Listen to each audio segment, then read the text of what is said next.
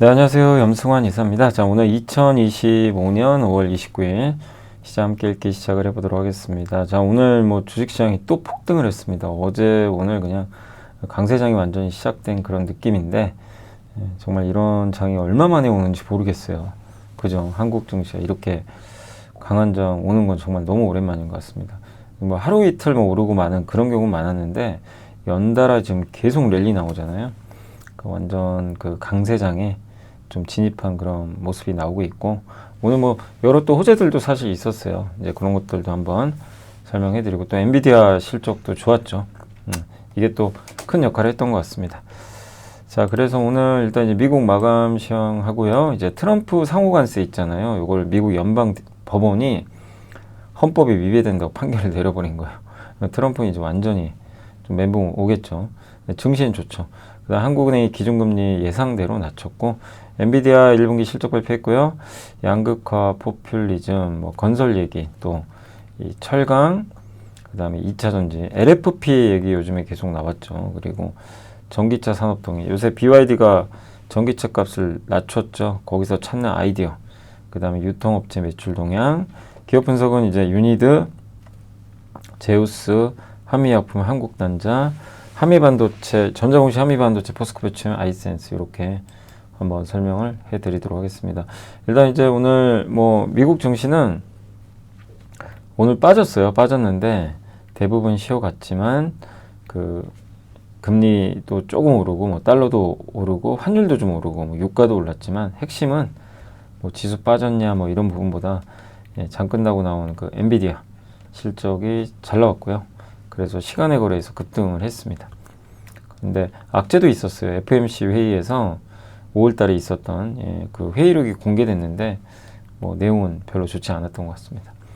그래서 수요일 미국 증시는 이제 엔비디아 실적 발표 앞두고 관망하면서 약세를 보였다라고 보시면 되겠고, 그다음 대부분의 업종과 기업들이 약세를 보인 가운데 그 칩 설계하는 뭐 케이던스나 시놉시스, 그러니까 반도체 회사들이 설계도를 그릴 거 아니에요. 그거를 손으로 하는 게 아니죠. 저 도구를 써요. 설계 도구. 그거 만드는 회사가 케이던스, 시놉시스인데 이 회사들한테 중국에 수출하지 말라고 명령을 내려버린 거예요. 주가 폭락했습니다. 엔비디아는 이제 장 마감 후에 실적을 좋게 발표했고, 그 다음에 이제 관세 협상과 관련해서는 각국이 미국과 협상을 계속하고 있는데 7월 8일까지가 협상 기한이죠. 그래서 6월 중순까지는 결과가 나와야 되고요. 그래서 이제 레이몬드 제임스라는 곳의 그 기관 주식 전략가는 4월 초에 주식과 채권 시장이 거의 침체를 보였다가 5월은 반대로 지금 과열로 가고 있다. 그리고 이제 90일 관세 유예가 7월에 끝나잖아요. 그때 또 불확실성이 있기 때문에 대비를 하는 게 좋다. 그러니까 당분간 변동성 확대에 주의하자. 이런 내용이고, UBS도 좀 더 오르긴 좀 어려울 것 같다. 미국이. 이런 좀 내용의 보수적인 전략을 주문을 했고요. 무역 협상에서 이제 강력한 압박을 선호하죠. 트럼프가. 그래서 소음이 계속 발생할 거다. 그래서 합의에 이르기까지는 좀 순조롭지는 않기 때문에 거기에 S&P 500 지수가 벌써 4% 내외로 사상 최고가에 근접을 했으니까 여기서 더 오르긴 좀 어려울 것 같다. 이런 좀 내용이에요. 근데 하지만 무역 긴장이 완화되는 시나리오가 전개되면 내년엔 다시 뭐 신고가를 내는 거죠. 그래서 6,400까지도 갈 수 있기 때문에 내년을 본다면 좋겠지만 지금은 조금 단기적으로 주의하자라는 내용으로 보시면 되겠습니다. 왜냐하면 협상 결과가 나와야 되니까요. 그다음 이제 엔비디아 실적 보시면 그냥 뭐 미쳤죠. 매출 성장 이렇게 꺾여도 69%예요. 대단한 거고요. 어떤 놀라운 성장을 매분기 보여주고 있습니다. 데이터 센터 매출도 좋았고, 가이던스는 조금 뭐 예상에 못 미쳤지만 중국 수출 때문에 그래요. 규제. 그거 제외해서 그런 거고요. 그거 제외하지 않았으면 예상보다 좋았겠죠. 그래서 1분기 엔비디아는 이제 중국에 수출을 하지 못하는 상황에서도 성장을 했고, 그리고 블랙웰 칩 라인업은 뭐 계속해서 좋은 매출을 올릴 거로 보고 있고요. 그 다음에 이제 GB200 NVL7은 뭐냐면요. 그 CPU 있죠. CPU 36개, GPU 72개를 붙인 거예요. 그래서 이제 이렇게 쌓아놓은 거죠. 그게 이제 요 NVL7인데 서버 렉입니다. 렉. 한마디로 서버죠. 서버인데 예, 이게 발열 이슈가 있었잖아요. 근데 이게 해소되면서 지금 빅테크들한테 주고 있다. 이렇게 발표를 했고, 신규 칩 저게 제일 중요하죠. GB300이 이제 7월 말에 양산에 들어간다고 합니다. 그래서 그리고 이제 미국 내 AI 인프라 투자 수요 계속 증가하고 있다. 이런 분석 계속 나오고 있고, 뭐 이미 실적 발표 때 이 미국의 4대 빅테크는 전년 대비 41%나 증가한 수치로 엔비디아 칩 매출 이제 AI 괜찮다고 언급을 했기 때문에 엔비디아 칩 매출에는 계속 긍정적이지 않겠냐라고 보고 있습니다. 젠스당 CEO가 우리가 개발한 획기적인 블랙엘 NVL72를 이용한 AI 슈퍼컴퓨터가 대량 생산에 들어갔고, 핵심은 이거예요. 글로벌 AI 수요가 미쳤다. 네. 그리고 엔비디아의 AI 인프라 수요 역시 미칠 듯이 강력하다. 왜냐하면 AI를 하려면 엔비디아 칩을 써야 되거든요. 지금은. 저 얘기가 이제 투자들을 또 흥분시켜가지고 주가가 좀 올랐습니다. 그 다음에 FMC 회의록이 공개됐는데, 그 핵심은 그거예요. 물가도 오를 것 같고요. 실업률도 오를 것 같대요. 그냥 이 두 개입니다. 그래서 물가 오를 것 같고 요겁니다. 요거. 예. 이 연준 위원들의 발언은 저 두 가지. 그럼 저렇게 되면 어떻게 해야 되는 거죠? 물가도 오르고 실업률도 오를 것 같으면, 실업률이 오르면 금리 인하 해가지고 낮추면 돼요. 경기를 좋게 만들면 되는데, 물가가 오르면 금리 인하 못 하잖아요. 딜레마에 빠지는 거죠. 그래서 월스트리트 저널 릭 티밀하우스 기자도 이 상태면 금리를 바꿀 수가 없다. 내리기도 어렵고 올리기도 어렵다는 거죠. 예. 그러니까 물가는 오르고 경기는 안 좋아지고, 그리고 기업들은 소비자한테 물건값을 올릴 거고. 예. 그러니까 이제 그런 걸 우려했기 때문에 이번 FMC 의사록은 별로 안 좋았어요. 스태그플레이션. 그러니까 좀 미국 경제 좀 위험하다라는 그런 시그널을 대부분 좀 공감했다. 예. 증시에 영향을 크게 주지는 않았지만 이 FMC 의사록은 좀 좋지는 않았다라고 말씀드리고 싶고, 그 다음에 HP 이제 컴퓨터랑 프린터 같은 거 제조하는 회사죠. 여기가 실적도 안 좋았는데 여기 대표이사가 결국 관세 때문에 좀 어렵다. 예. 분기 이게 악영향을 끼쳤고 6월에는 중국에서 북미로 들어오는 제품이 없을 거래요. 그러니까 지금 중국에 대한 관세가 49% 매겨져 있거든요. 그래도 여전히 높은 거죠. 예. 그래서 생산시설을 좀 이전했다. 미국에서 만드는 게 맞는지는 잘 모르겠다고 고민해보고 있다. 이렇게 언급을 했고, 어쨌든 HP CEO는 관세로 인한 우려를 언급했고, 이를 상쇄하기 위해 가격을 인상하려고 한다라고 덧붙였습니다. 그래서 PC 가격 상승은 좀 불가피한 그런 상황인 것 같습니다.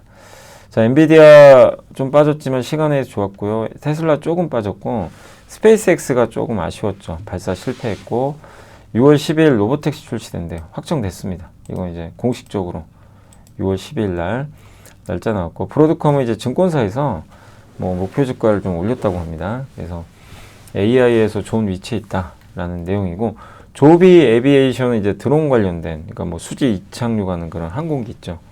예.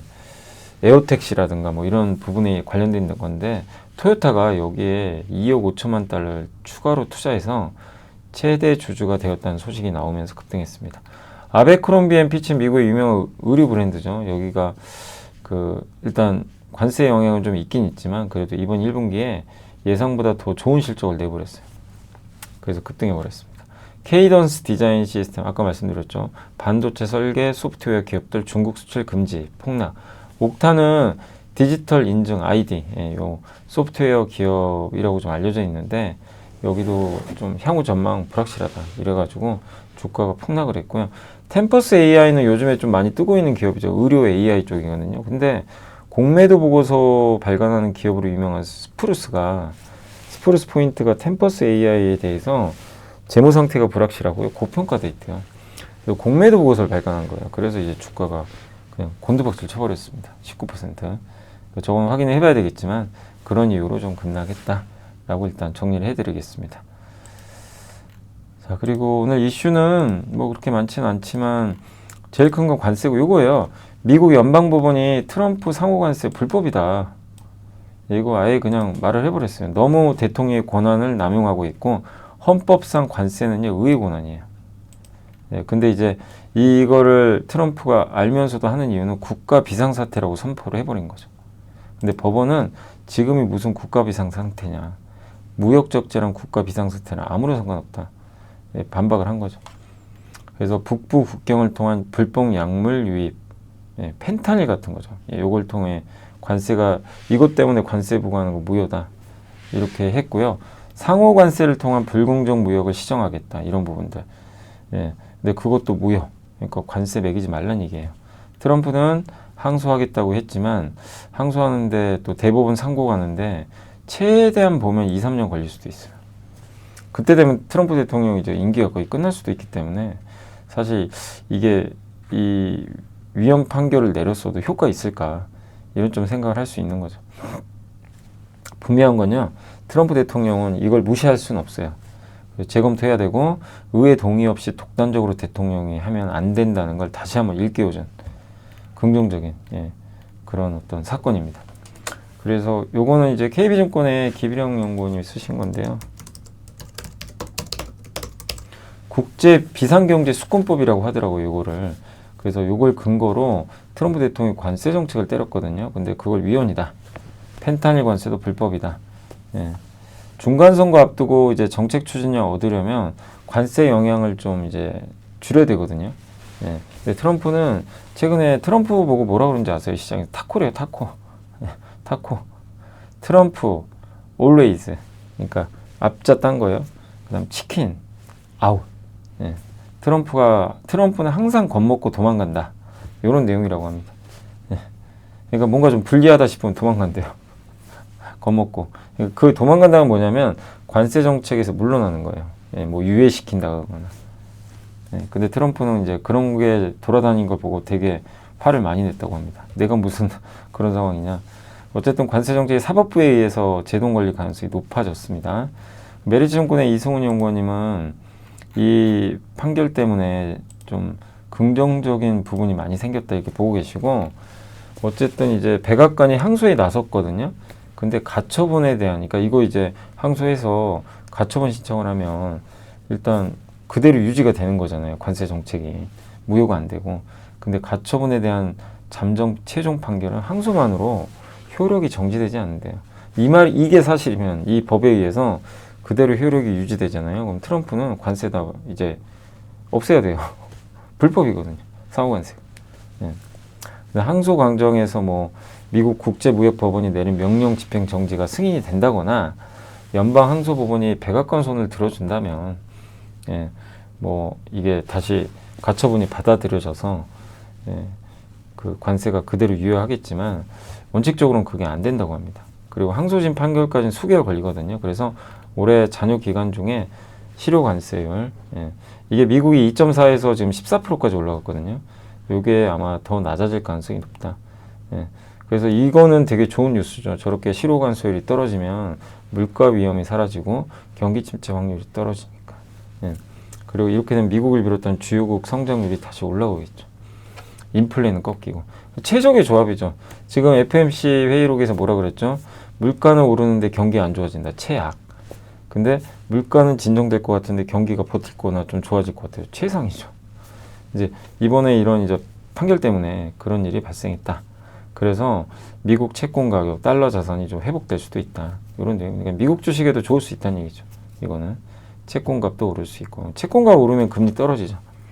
근데 어쨌든 법치주의 국가잖아요. 그 법치주의 훼손할 수 있다는 우려가 있었는데 이거를 어쨌든 이제 법원이 제동을 걸어서 상당히 뭐 긍정적인 사례로 남을 것 같다라는 그런 내용이니까 참고하시면 좋겠습니다. 그래서 오늘 이게 우리나라 증시 올리는데 또 큰 역할을 했어요. 관세 정책 후퇴되겠지. 그래서 오늘 미국의 나스닥 선물도 지금 급등하고 있고요.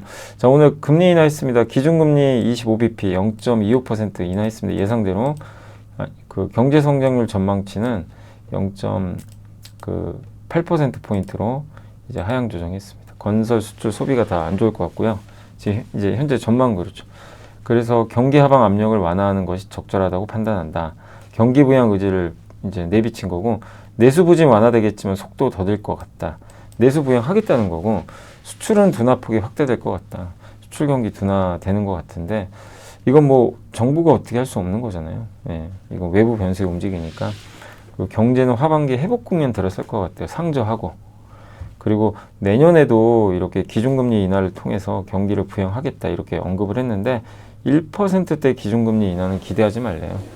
그러면 지금 2.5니까 금리 2번 낮추면 끝나는 거거든요. 그래서 올해 하반기 한번 낮추고 지금 예상은 내년에 한번 더 낮추지 않겠냐 이렇게 좀 보고 있는 것 같고요. 예, 어쨌든 1%대로 돌아가기는 좀 쉽지 않은 것 같다. 이런 좀 내용으로 해석하시면 좋겠습니다. 그래서 결국 하반기에 경기 좋아질 것 같고 금리는 더 낮출 수 있으면 낮추겠다. 경기 방어해야 되니까 그런 의도입니다. 그러니까 증시에는 긍정적인 부분이 있습니다. 오늘 이제 이슈들 살펴봤고요. 그다음에 이제 보고서 말씀드리겠습니다. 자, 오늘 엔비디아 뭐 실적 좋았죠. 뭐 여전히 AI 인프라 산업 초과 수요 상태고 젠슨항은 생각하는 그러니까 추론 AI 모델이 예상보다 빠르게 AI 하드웨어 수요 키우고 있고 미국이 최대 시장이었지만 AI도 전기와 같은 인프라이기 때문에 전 세계로 확산될 수 있다.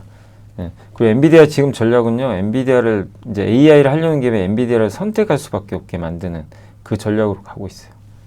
그래서 이제 엔비디아는 좀 아쉬워하는 게 중국 수출 통제당하니까 중국에 수출하기 어렵잖아요.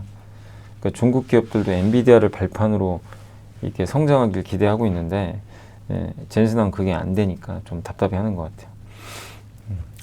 그래서 AI 산업에 참여하는 기업들한테 그 엔비디아를 쓰면 뭐 다 할 수 있게 도와주겠다 이런 이제 전략입니다. 예. 그래서 계속 협업을 할 것 같고요. 그리고 또 한 가지 특징은 일본, 한국, 인도, 캐나다, 프랑스, 영국, 독일, 이탈리아, 스페인 같은 국가에서 AI 팩토리를 건설 중이거나 계획 중에 있어요. 소버린 AI라 그래요. 이거 국가가 주도하는 거. 이게 새로운 성장 동력으로 부상하고 있다.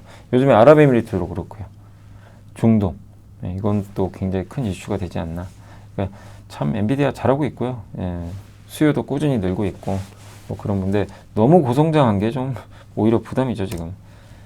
그래서 이번 실적 좋았고 또 거치는 안개 반도체 엔비디아 1분기 실적 기대에 부합했고요. 그 다음에 정상적으로 좀 생산들이 될 것 같고 GB상백 3분기 이제 출시할 것 같고 예상대로 추론 생태계 확장된다. 예, 이것도 이제 젠슨항이 계속 했던 얘기죠. 그리고 신제품 수급이 문제가 완화되면서 HBM3 12단도 이제 수요가 발생하고 있다. 선수요. 이제 미리 좀 주문을 넣는 거죠. 예. 그렇지만 그러면 이제 하반기엔 좀 꺾이는 거 아닌가 이런 우려도 있지만 HBM 여전히 공급이 부족하고 주문형 반도체형 잠재 수요 및 엔비디아 블랙알 생산성 개선 등 환경 감안하면 수요도 괜찮을 것 같다. 그리고 HBM 공급도 연초 대비 목표보다는 좀 하향 조정됐어요. 중후반으로 10%. 그만큼 수급이 타이트하다는 거죠. 그래서 하이닉스랑 삼성은 이제 긍정적으로 보자는 내용입니다. 그리고 뭐 건설 쪽은 이제 양극화 포퓰리즘인데 신영의 박세려 연구원님이 지금 하반기의 핵심은요 주택 공급이에요. 이거예요. 지금 왜냐하면 26년에 진짜 주택 공급 절벽가입니다. 착공을 많이 안 해놨어요. 3년 전에. 그러니까 이건 이렇게 갈 수밖에 없고 영종률 대폭 상향하거나 2, 3, 4기 신도시나 지방 건설 경기 위한 주요 시설 이전 이런 것들이 있을 수 있다. 그러니까 어쨌든 공급 늘리는 쪽으로 갈 거예요. 건설주한테는 좋은 거죠. 그리고 최근에 눈에 띄는 점은 기관의 투자 비중이 확대되면서 관련 기업들의 이제 성장이 예상된다. 이런 건데, 그러니까 대규모 자금을 장기간 투자할 수 있는 기관 투자들은 이제 신뢰할 수 있는 파트너에 대한 수요가 증가하면서 개발, 운영 전 단계에서 이제 전문 기업이 있어요. 이게 디벨로퍼. 여기 대표 기업이 HDC, 현대산업개발, SK D&D 이런 기업들이거든요. 그래서 그런 회사들이 좀 주목받을 수 있는 토대가 갖춰지고 있다라고 했고 이재명 후보는 국가 주도로 좀 해야 된다. 예, 그 일자리 창출하자. 예, 이렇게 했고 이럴 때는 돈이 먹고 죽으래도 없지 않습니까? 이럴 때 정부가 하는 건 재정 지출 늘려서 돈이 돌게 해야 된다. 그게 정부가 돈을 써야 되는 이유다 지금. 예, 김은수 후보는 이제 민간이 주도하자. 정부보다는 규제 완화해주겠다. 그러니까 기업이 잘 돼야 뭐 국가가 잘 되고 또 일자리도 많아진다. 이걸 얘기했습니다. 그리고 기업으로는 뭐 여러 기업들이 있지만 그 중에 좀 눈에 들어왔던 SK D&D 부동산 개발 운영까지 이제 토탈 솔루션 제공하는 시행 파트너고 기업형 임대주택 사업 뭐 여러 좀 사업들을 좀 진행을 하고 있고요. 그리고 DDI 저도 이게 이 내용은 이제 잘은 모르다 보니까 한번 이제 그 찾아봤어요. 그래서 이렇게 좀 돼 있는데 뭐 PER은 3.7배, PBR은 0.3배로 쌉니다. 그래서 요 내용이에요. 예. 그러니까 여기 보시면 이제 요 스폰서 SKDNS가 스폰서 이제 어떻게 보면 돈을 대는 거죠. 예. 그래서 돈을 좀 이 비클이 중간에 특수 목적 법인을 이제 만들어요. 그래서 여기서 이제 어떻게 보면 플랫폼 같은 역할을 하는 거죠. 그래서 이 스폰서가 자산을 매각을 하고 예. 그리고 나서 이제 AMC 여기가 자산관리 이제 운영회사라고 보시면 돼요. 예. 그래서 이 AMC가 그러니까 여기 스폰서가 이제 자산을 매각을 하죠. 예. 그러니까 이 자산을 매각을 하면 여기 이제 비이클이 이제 가져가게 되잖아요. 요거를 이 자산운용사죠. 어떻게 보면 예. 자산운용사가 운영을 해줘요. 대신. 그러니까 부동산 이거를 이제 갖고 운영해서 수익이 나겠죠. 예. 뭐 그래서 그걸 운영하면서 AMC는 이제 수수료를 수취하는 거고, 이 PMC는 이쪽에 있는 건 뭐냐면 이건 관리 업무를 해준대요. 대신. 그러니까 여기는 부동산을 이용해서 뭐 자산 운용을 해주고, 여기는 그걸 이제 직접 관리하고 예, 하면서 수수료. 그러니까 이 두 개 회사는 여기서 수수료를 받는 거죠. 그리고 여기서 나오는 이제 수익금 같은 거는 여기 SPC가 가져가게 되겠죠. 그리고 여기 특수목적법인이, 그 여기에 이제 투자들이 또 투자를 할 거 아니에요. 여기다가 돈도 좀 되겠죠. 그래서 배당을 또 지급받아요. 예, 당연히 투자한 만큼 나오면 배당을 지급받는 거죠. 이런 구조로 돼 있대요. 그러니까 이게 이제 결국에 어떤 이제 부동산 개발이죠. 예, 개발을 이런 식으로 좀 한다. 이제 그 중심에 저 SK D&D 같은 기업들이 있다라고 보시면 좋을 것 같습니다. 이런 모델인데, 아무튼 이제 이건 뭐 건설사라기보다는 어쨌든 부동산 개발 회사죠. 예. 그래서 이런 쪽도 좀 주목하자라는 좀 의견이신 것 같더라고요. 그래서 건설업종에 대해서 한번 좀 말씀을 드려봤습니다. 근데 요즘에 뭐 아시겠지만 건설주가 뭐 엄청 뜨겁잖아요. 뭐 오늘도 현대건설 또 가고 막 난리가 아닙니다. 예. 근데 지방건설사까지 분위기가 이제 번지죠. 지방건설사, 중소형 건설. 왜? 지식이 복리로 쌓이는 투자정보, 믿음 가는 투자정보 파트너 투원투게더 오픈. 투원투게더란 LS증권에서 제공하는 서비스로 투자자들에게 다양한 정보를 빠르고 정확하게 전달하고 모든 투자자의 성공 투자를 함께 하기 위한 투자정보 컨텐츠 서비스입니다. 투원투게더는 투원 HTS, 투원 MTS, 사용하는 매체 어디에서나 접속이 가능합니다. 투원투게더 어떤 컨텐츠를 제공할까요?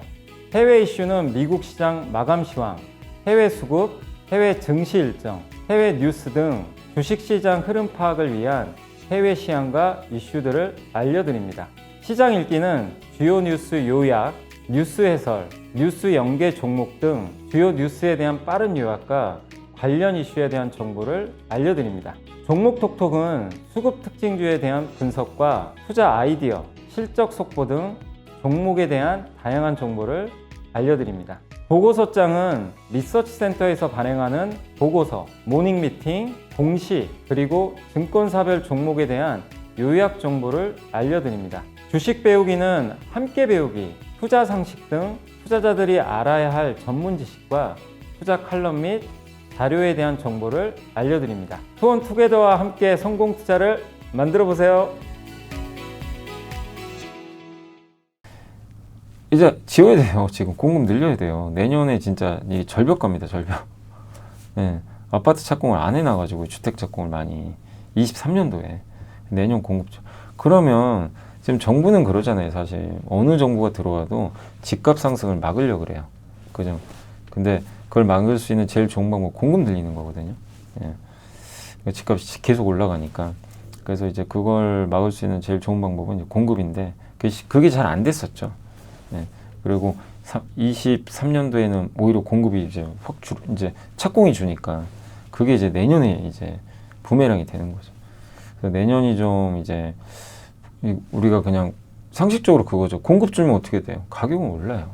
어느 자산이든 간에. 뭐 물건도 마찬가지죠. 그러니까 이제 그게 걱정이 되는 거죠. 어떻게 보면. 그래서 정부 입장에서도 이제 착공을 안 할 수가 없는 거죠. 그래서 이제 예, 이거를 앞으로 공급은 좀 늘리는 정책들 나올 것 같고, 그럼 뭐 건설주한테 당연히 좋은 거죠, 그거는. 예. 그래서 요즘 건설주가 원전도 있지만 이제 본질은 건설이잖아요, 주택 경기. 그것도 좋아질 것 같다라는 부분으로 보시면 되겠고, 그다음 철강주 보시면 이제 관세 장벽 넘어 바다 넘어 이런 좀 내용인데, 감사는 공감하지만 아직 생산량이 줄어들 듯 줄어들지 않는 중국이거든요. 그러니까 뭐냐면 감산을 하면 뭐 철강주 더 많이 가겠지만 생산량이 지금 줄진 않아요.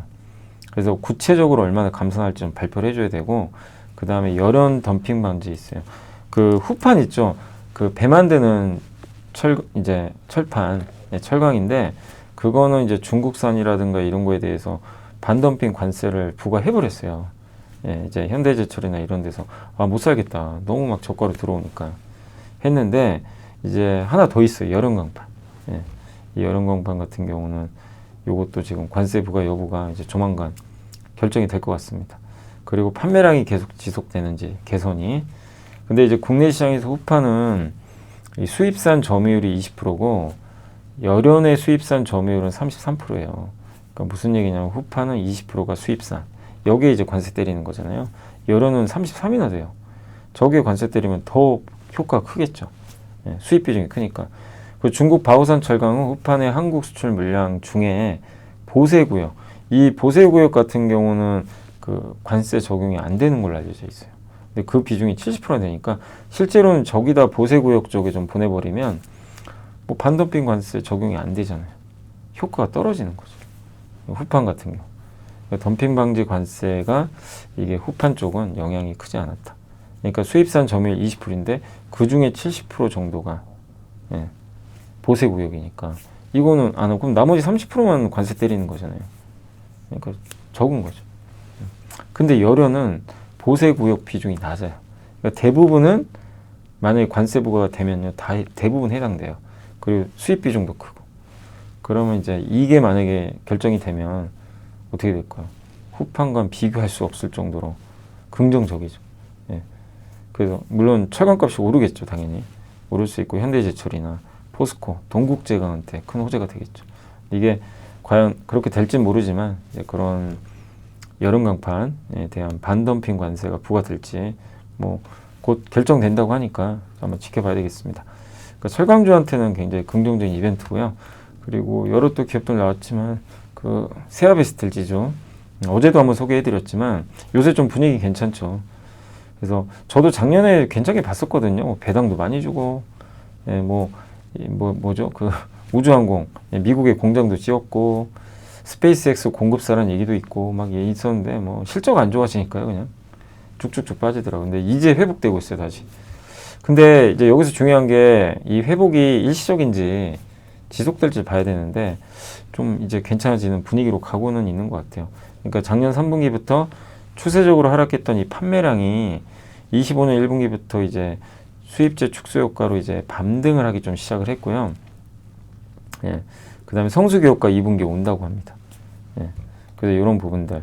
또 한 가지가 이제 미국 특수화금 슈퍼알로이 테크놀로지. 여기 지분율 100% 미국 공장 이제 짓고 있는 회사인데 내년 중순부터 가동이 돼요. 생산력 6천 톤. 이건 관세 영향 없겠죠. 예. 그리고 이걸 만든 목적은 미국의 우주항공 같은 경우. 특수 소재 만드는 거죠. 그 창원 특수학금의 단가는 편차가 좀 크긴 한데 특수학금 경쟁사의 우주 부분 이익률 이런 걸 이제 대입해서 하면 그 27년 온기로 영업이익이 900억 정도가 나올 수가 있대요. 요 부분을 하게 되면 특수학금죠. 예, 이 미국에 투자도 하고 이러면서 900억이면 엄청 큰 거예요. 왜냐하면 그 24년도 영업이익이 520억이거든요. 근데 여기에 진짜 900억이 붙어버리면 굉장히 커질 수밖에 없는 거죠. 그래서 목표 주가를 올려버렸어요.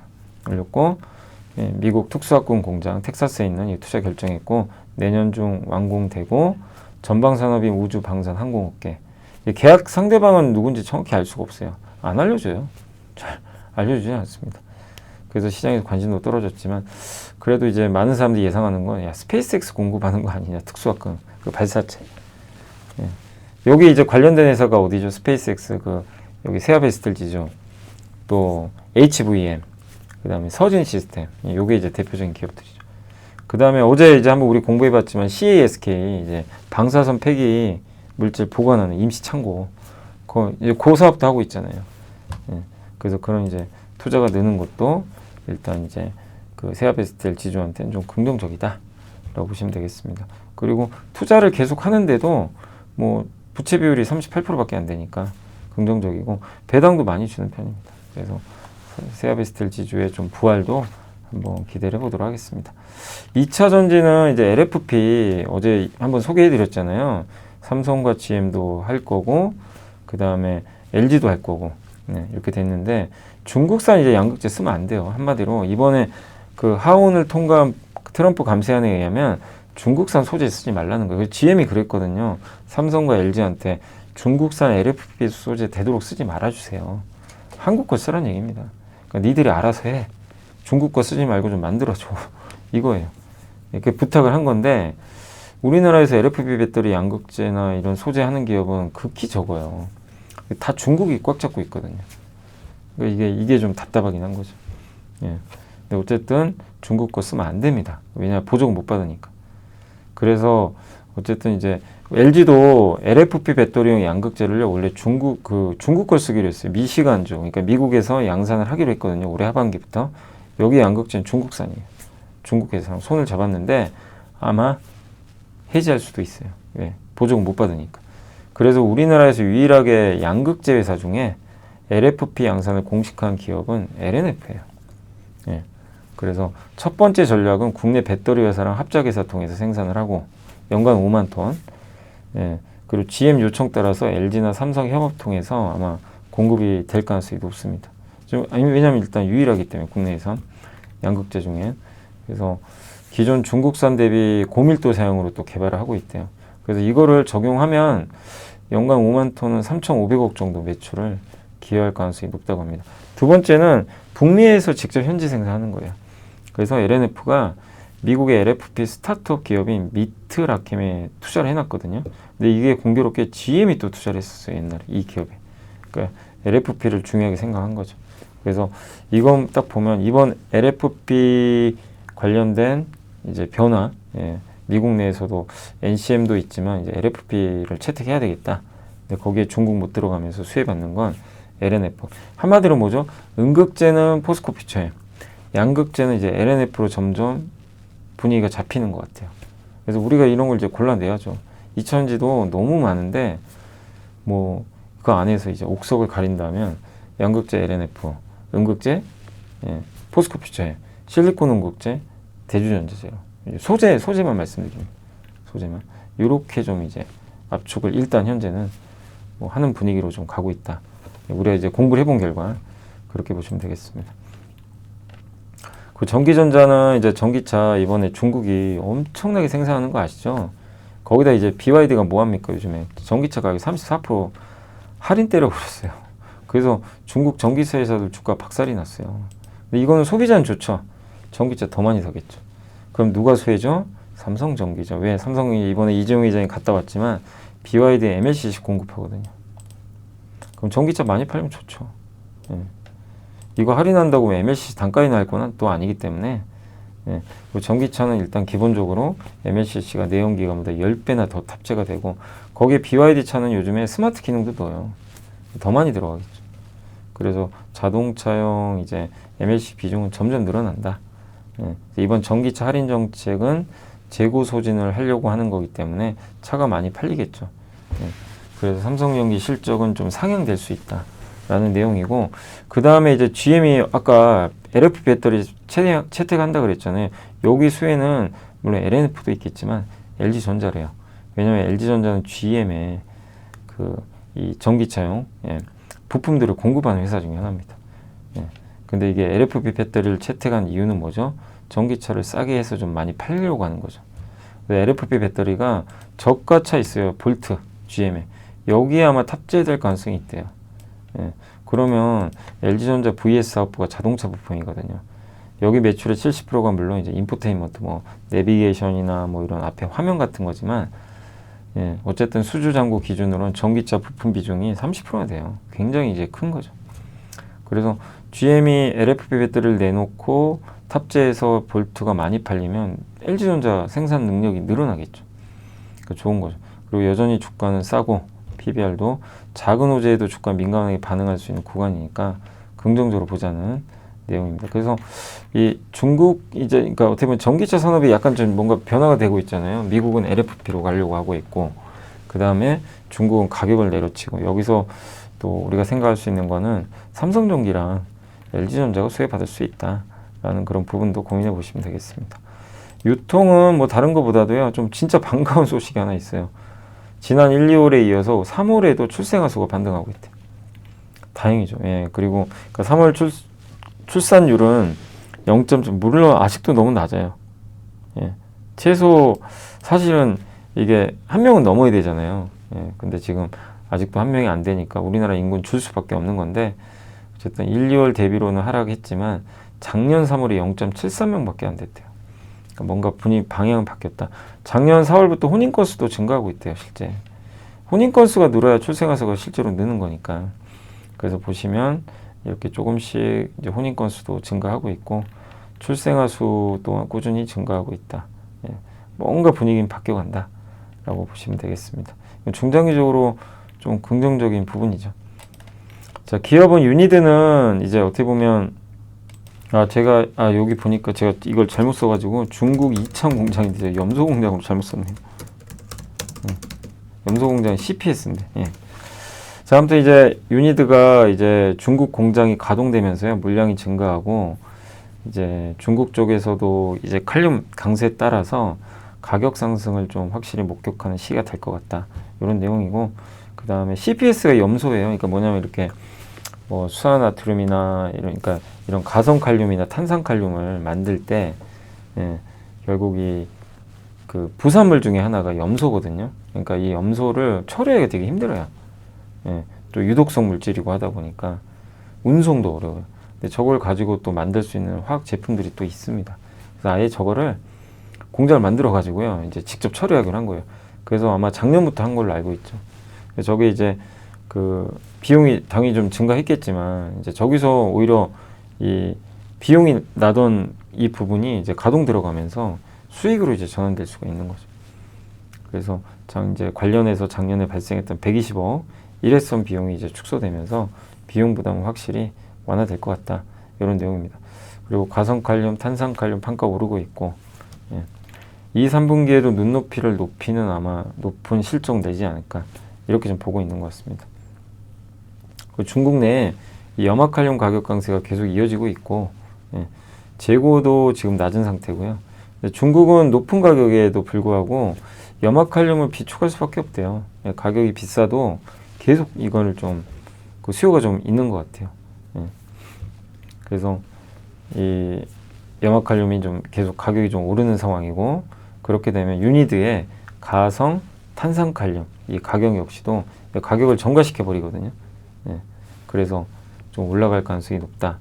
이렇게 보고 있는 것 같습니다. 근데 유니드는 중국에서 원료를 들여오는 게 아니라 캐나다에서도 갖고 와요. 100%. 근데 중국 내수 가격이 27%나 올랐는데 중국산 원료 대비 캐나다 가격은 16% 올랐거든요. 그러니까 원재료를 유니드는 더 싸게 갖고 오는 거죠. 그래서 그리고 뭐 계약 가격도 작년에 사실상 고정을 했대요. 그러니까 올해 7월 투입분까지는 작년에 계약한 가격이니까 저 16% 오른 게 적용이 안 되는 거죠. 그러니까 되게 그 원재료 비용도 상대적으로 저렴하면서 이 가격을 전가시키죠. 원재료 비용이 올라가면 가격을 올려버리거든요. 판매가를. 그 효과를 이제 누려버리는 거죠. 그래서 올해 한 41% 정도 큰 폭의 성장을 할 걸로 지금 보고 있고 PER 여전히 5.3배, PBR 0.5배, ROE는 두 자릿수. 그래서 뭐 이런 숫자만 유지한다면 상대적으로 좀 저평가되어 있는 그런 회사라고 보시면 좋겠습니다. 유니드는 석유화학 내에서는 뭐 많은 애널리스트 분들이 긍정적으로 보고 있고요. 그 다음에 이제 그 LS증권 저희 차용호 연구원이 이번에 그 강연회도 해주셨죠. 그래서 제우스가 참 좀 부진했죠. 뭐 실적도 좀 안 좋았고 중국 업체들 장비 수입이 거의 끝나가면서 중국 뭐 매출도 좀 줄어드는 모습이 나왔고 다만 이제 그거는 악재인데 좀 반영은 됐고요. 삼성전자가 이제 HBM, 그러니까 엔비디아 통과를 하면 제우스가 수혜를 받을 수 있대요. 그 세정 장비, 요게 이제 매출 인식이 나올 수 있다. 또 하반기에 가장 최신이죠. 원C 나노, 가장 미세한. 그래서 요거랑 이제 엔비디아 HBM 통과, 이 두 가지가 되게 중요할 것 같아요. 이게 이제 각각 발생하면 제우스한테 되게 좋을 수 있다는 거죠. 그리고 이제 디본딩은 사실 그거거든요. 뭐 이게 하도 용어들이 좀 어렵긴 한데 이제 디본딩은 한마디로 이제 본딩은 붙이는 거고 붙인 걸 떼내는 거예요. 그러니까 본딩은 붙인다고 생각하시면 돼요. 그게 본딩입니다. 그래서 본딩점이 누가예요? 한미반도체가. 한업이죠. TC본도 뭐 이런 얘기 하는데 디본딩은 떼낸다. 그 장비예요. 그러니까 떼내기도 해야 되거든요. 붙였던 걸 떼내는 장비예요. 근데 그거를 이제 그 모멘텀을 좀 기다리고 있는 것 같아요. 그리고 그러니까 HBM은 두께가 점점 얇아지니까, 그래서 옛날에는 기계 방식, 메카니컬 방식인데, 예, 지금 이제 제우스가 하는 방식, 포토닉 방식이라고 합니다. 그래서 이 방식을 이제 북미 고객사에서 아마 도입을 고려하고 있는 것 같아요. 그래서 결국 이제, 그치만 이제 핵심은 뭐 실적 면에서는 삼성전자가 엔비디아 빨리 통과하는 거, 이게 좀 빨리 되는 게 가장 좀 중요한 이슈가 될 것 같습니다. 그래서 제우스가 실적 부진이나 이런 좀 이슈들 때문에 좀 부진했지만 로봇 사업도 하긴 하잖아요. 예, 그렇지만 그것보다 더 중요한 게 이제 본업인 세정 장비, 예, HBM 이런 쪽에서 삼성이 통과하고, 또 삼성이 원시나로라는 이제 새로운, 예, 공정에 투자를 했을 때 수혜가 좀 가능할 것 같다라는 내용으로 보시면 좋을 것 같습니다. 한미약품이 뭐 제약주 중에 좀 상대적으로 부진했죠. 실적이 안 좋아서 작년 지배구조 이슈도 좀 있었고, 그건 해소가 됐고요. 그 다음에 이제 6월을 좀 기대하고 있어요. 그래서 미국 당뇨병 학회에서 요 LA, GLP, GIP, GC는 좀 복잡하죠. 예, 뭐 3중 작용 치료제라고 해요. 그러니까 세 가지 이제 어떻게 보면 이제 어떻게 보면 이제 효과가 있는 그런 이제 치료제라고 보시면 되겠는데, 그러니까 당뇨 치료제죠. 예. 그래서 일상 결과가 나옵니다. 그리고 UCN2라는 또 신규 파이프라인, 신규 이제 신약 라인도 전임상 결과가 발표된다고 합니다. 그리고 이제 이런 데이터들이 잘 나오면 하반기에는 더 그 임상 2상, 각각 임상 1상 진입을 하겠죠. 그 다음 이제 에페글레나타이드는 비만 치료제거든요. 국내 최초의 주 1회 투여. 그냥 국내 최초예요. 예. 뭐 외국 기업들은 노보노디스크나 뭐 일라이릴리가 있지만, 이제 국내에서 지금 주 1회 투여하는 최초의 비만 치료제를 지금 만들고 있는데, 예상보다 좀 속도가 빠른 것 같아요. 그래서 3분기 중에 임상 3상이 끝난다고 합니다. 내년에 아무튼 승인 기대하고 있어요, 국내에서. 그래서 그게 꼭 승인이 됐으면 좋겠고, 올해 3분기 중에 임상 3상이 종료될 예정인데, 결과가 중요하겠죠. 그래서 잘 나와주기를 한번 기대를 해보도록 하겠습니다. 그 다음에 이제 한국단자, SK증권, 이건 좀 길어요. 근데 한국단자가 뭐죠? 커넥터. 예. 그러니까 이제 그 주요 부품들 있죠. 예. 전자기기나 자동차에 있는 주요 전자 부품들을 연결해 주는 거죠. 커넥터. 예. 주로 현대차에 공급합니다. 현대차에 직접 공급은 아니고 경신, 유라 같은 회사를 통해서. 그리고 미국에서 GM, 스텔란티스, 테슬라 같은 회사도 고객처를 좀 확보를 했고요. 전기차는 이제 배터리 시스템에 고전화 케이블이 필요해요. 배터리에. 그래서 커넥터도 기존보다 10배나 비쌉니다. 기존 내연기관보다. 이런 게 이제 수요가 늘어나면 당연히 한국단자한테 좋은 거죠. 일반적으로 자동차 한 개에 평균 250개 들어가거든요, 커넥터가. 근데 가격은 싸요. 뭐 수백 원에서 2, 3천 원밖에 안 해요. 한 500개 정도 뭐 만약에 사용한다고 쳐도, 그래서 수천 마리의 그 차량에 뭐, 그러니까 차값 뭐 3천만 원, 4천만 원 이런 차에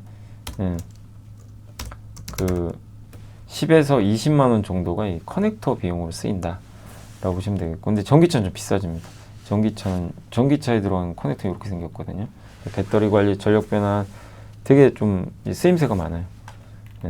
단순 커넥터에서 보드 형태로 진화하고 있고, 그래서 10만 원까지도 넘는 제품도 있고요. 그래서 결국 전기차에는 차량당 100만 원 이상이 커넥터입니다. 그러니까 굉장히 중요한 거죠. 그래서 전기차가 많이 팔리면 한국단자도 좋아지는 거죠. 그래서 한국단자는 글로벌리티 커넥티비티 스위스 기업과 국내 시장 양분 중이고, 아까 이제 그 LFP 배터리를 한다 그랬잖아요. 미국에서도 그 전기차가 많이 팔려요. 그러면 LG전자가 수혜 받는다고 했죠. 나와 있죠. 근데 한국단자도 이렇게 따지면 수혜 받겠죠. 물론 이제 매출의 많은 부분은 뭐 현대차에 들어가지만 그래도 GM도 하니까. 그래서 북미 완성차에 공급하는 ICB라고 있거든요. 요건 이제 그 한마디로 이 배터리 관리해주는 뭐 모듈 같은 거라고 좀 생각하시면 좋을 것 같아요. 근데 요게 이제 개당 10만 원 내의 제품을 차량에 8개에서 20개 정도 공급을 하고 있다고 합니다. 요게 이제 ICB예요. 이렇게 생겼어요. 그래서 배터리 시스템 내에서 배터리 모듈과 모듈 있죠. 배터리의 모듈과 모듈을 서로 이제 정기적으로 연결해주는 보드고요. 배터리 모듈 간 전력 연결, 전력 배분, 과전료 이런 거를 좀 막아주는 아주 중요한 배터리 보호 장치 중에 하나죠. 라고 생각하시면 되겠고, 북미 GM이죠. GM 북미 고객사의 BB3 플랫폼 모델들은 대부분 미국에 생산 중인데 멕시코산 부품도 관세를 완화해주고 있거든요. 그래서 한국 단지 멕시코에 공장이 있거든요. KET USA라고 100% 자회사인데 여기서 이제 기존의 G사, S사에 뭐 수출한 물량만으로도 장기적으로 한 5천억 정도는 확대가 가능하다고 합니다. 한마디로 이제 멕시코에서 만들어서 미국에 보냈는데 여기 이제 관세 적용이 유예되고 있어서 완화해 주니까 긍정적인 것 같습니다. 무엇보다 주주환원 정책도 많이 바뀌어서 이제 이익의 30% 주주환원 해주고요. KT 인터내셔널에 이제 자회사가 있죠. 유통사. 요거를 이제 연결로 편입할 예정입니다. 28년부터. 그럼 100억 정도의 이익이 들어오는 거예요. 그래서 1분기 실적 주춤했지만 방향성은 변함없고요. 커넥터 시장은 계속 커질 것 같고, 커지는, 이렇게 커지는 분위기고, 전기차용 커넥터는 더 성장합니다. 그리고 자율주행이나 이러면 더 뭐 성장하겠죠. 자율주행차에는 카메라, 레이더, 라이더 뭐 이런 여러 가지 선수나 뭐 부품들이 워낙 많이 들어가니까 고속 전송 커넥터가 정말 중요해요. 고속 데이터. 방대한 양의 데이터를 실시간으로 주고받아야 하는데 기존보다 핀 수도 많고 그다음에 전자파를 이제 막아주는 그런 차세대 커넥터 수요가 증가하고 있어요. 그렇기 때문에 이 독일의 로젠버그 같은 기업은 자율주행 차량용으로 77GHz 레이더와 라이더의 초당 대량 데이터 처리할 수 있는 고주파 커넥터를 또 선보였다고 합니다. 그러니까 점점 커넥터가 진화하는 거예요. 뭐죠? 옛날에 내연기관, 전기차, 근데 여기 한 단계 더 나가서 자율주행까지. 그 중심에 이제 커넥터가 있고 커넥터 산업도 그래서 좀 성장할 수 있다. 근데 우리나라인 대표 회사가 이제 한국단자, 우주 일렉트로도 있어요. 우주 일렉트로도 커넥터인데 거기는 근데 좀 스마트폰 쪽이 좀 비중이 높고요. 한국단자는 자동차 쪽이죠. 그래서 이런 이제 이슈가 있다는 거. 다만 이 커넥터는 구리로 만드니까 구리값이 오르면 조금 좋은 편은 아니죠. 한국단자 그래서 한번 설명해드렸고 뭐 주가가 요즘에 어떻게 됐죠? 저도 이제 잠시만요. 한국단자 차트는 좀 안 봐가지고 오늘 뭐 증권주들이 난리가 났죠. 아 오늘은 좀 오르긴 올랐네요. 오늘 뭐 장도 좋았고 진짜 많이 빠졌어요. 이렇게. 근데 좀 과하죠. 이 정도 빠진 거는 좀 과했고 이제 바닥은 좀 나오지 않았나 라고 생각을 하고 있습니다. 자 그래서 이제 여기까지 한번 설명해드렸고요. 오늘 보고서는 다 마무리해드렸고 공시 보고 마무리하겠습니다. 공시 많지는 않습니다. 일단 한미반도체가 본도는 붙인다 그랬죠. 플립지. 플립은 뭐냐면 뒤집는다는 거예요. 그러니까 칩을 이렇게 이렇게 해놓고 뒤집어서 기판과 칩을 이렇게 붙여버려요. 둘을. 그게 이제 플립칩 본도 장비입니다. 대만에 공급하고 금액은 얼마 안 돼요. 매출의 1.44%에 불과한데 자율 공시를 했어요. 그래서 어쨌든 80억 정도 공시를 했고 칩을 기판에 뒤집혀서 접합하는 공정입니다. 그래서 핵심 장비예요. 특히 스마트폰 같은 데 들어가는 이제 칩들은 되게 미세하게 만들어야 되기 때문에 그럴 때 플립칩 본도가 많이 좀 필요합니다. 그래서 기존의 와이어 본딩은 이제 선으로 하는 건데 요건 이제 숄더볼로 붙여버리는 거죠. 그 장비 중에 하나고요.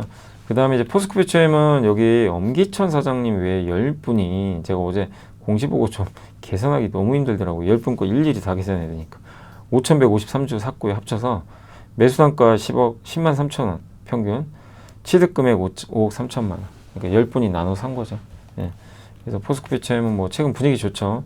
중국을 규제하고 있고 응급제 이제 반덤핑 관세 조사로 7월 중에 판결 나올 거고 관세 적용하면 그때 보고서 나왔잖아요. 이제 반덤핑 관세 최고 920% 적용하면 중국산 응급제 가격이 전기차 가격이 50% 갈 수도 있다. 이런 내용도 있었죠. 그리고 또 한 가지가 요즘에 나오는 게 LMR 양극재라고 아세요? 생소하시죠? 뭐 아시는 분들도 있으실 것 같은데 리튬, 망간, 리치를 뜻한다고 합니다. 근데 우리가 지금 많이 쓰는 배터리는 뭐죠? NCM, 니켈, 코발트, 망간 쓰거든요. 니켈과 코발트가 되게 비싸요. 이게 가격이 상대적으로. 근데 그거 대신에 리튬, 망간을 쓰겠다는 거예요. 저렴한. 그 풍부합니다. 되게. 좀 지구에 되게 많아요. 저 양이. 근데도 LFP 배터리보다도 에너지 밀도가 높고요. 33%나. NCM 배터리랑 비슷해요. 근데 가격은 싸요. 그러니까 이제 저희 양극재. 그래서 포스코페트럼이 저거 양극재 시험 생산에 성공을 했어요. 예. 그래서 본격적으로 채택되는 건 좀 시간 걸리겠지만 28년부터 LMR 배터리가 채택될 수도 있다. 이런 내용입니다. 그래서 뭐 이렇게 양극, 전해질, 음극이 있는데 LML, 리튬 망간이 핵심이다 라고 보시면 되겠습니다. 그리고 아이센스는 남학현 사장님이 6천조 한 1억 정도 가까이 좀 매수했고 참 주가 부진하죠. 연속일당 측정이 시장 커질 것 같은데 아무튼 저가 매수가 들어왔다는 걸 말씀드리겠습니다. 아 근데 오늘 방금 제가 이제 방송을 좀 이제 할 건 대부분 했고 이제 시황 마무리해야 돼서 뉴스를 하나 지금 보고 있는데 이런 게 떴네요. 갑자기 뭐죠? 이게 그 SK 이노베이션이 이노베이션과 포스코홀딩스 있잖아요. 예, 여기가 이제 그 서로 아마 제휴를 좀 하려고 하는 것 같아요. 예.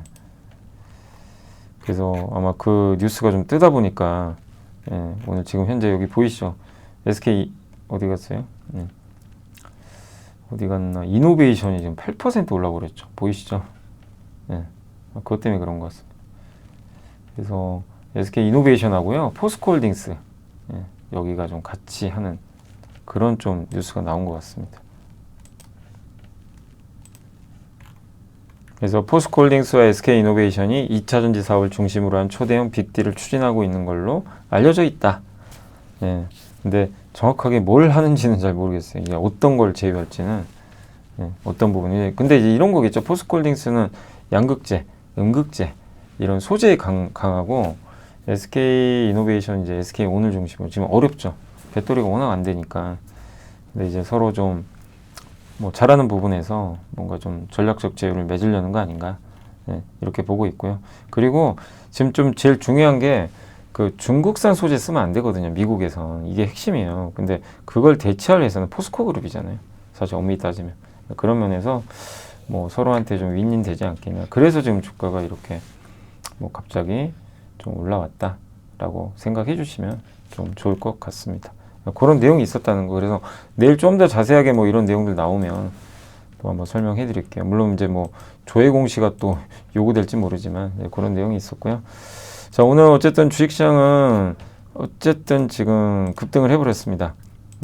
급등을 했고 50포인트 그래서 가뿐히 넘겼어요. 2720선까지 이제 올라왔고 정말 2000 얼마였죠 그때가? 그때가 2250까지 갔다가 순식간에 다 회복이 되는. 여기 보시면 여기가 바닥이었죠. 트럼프 때문에 아주 그냥 박살났다가. 이거 우리 차트 배웠잖아요. 어제도 한번 말씀드렸지만 어제는 돌파하려다 말았는데 오늘 드디어 뚫어버렸어요. 차트는 매수 신호죠. 차트상으로 여기 월봉 차트 한번 보시겠어요. 월봉 그죠? 남은 거는 여기입니다. 얼마죠? 2800. 2800이고 요거 넘기면 이제 3200, 300 가는 거죠. 요거 넘기면요. 3000을 넘기면 그 얘기고 쉽지 않죠. 뭐 아직은. 어쨌든 이제 요 다음 목표는 2800이고 여기서 이제 저항을 한번 맞을 것 같아요. 그래서 일단 지금 지수상으로 2800까지 열려 있다 라고 봐주시면 좋을 것 같습니다.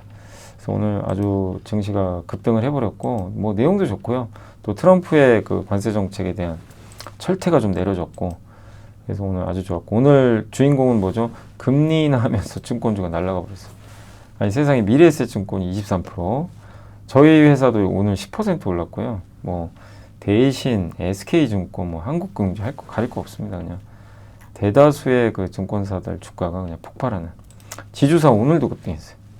어제 급등, 오늘 급등. 이게 뭐죠?